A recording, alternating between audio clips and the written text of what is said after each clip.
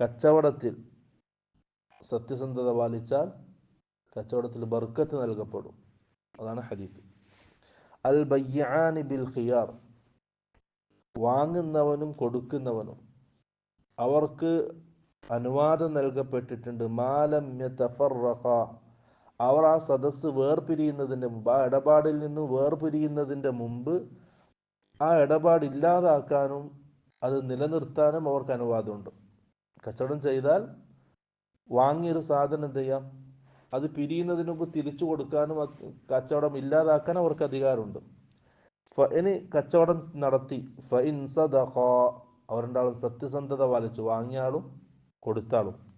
വബയ്യന, ആ കച്ചവട വസ്തുവിൽ എന്തെങ്കിലും ന്യൂനതകൾ ഉണ്ടെങ്കിൽ അത് വ്യക്തമാക്കി കൊടുക്കുകയും ചെയ്തു. മറച്ചു വെച്ചില്ല, ന്യൂനതകൾ മറച്ചു വെച്ചില്ല, ആരും കാണിക്കാതെ വഞ്ചിച്ചില്ല.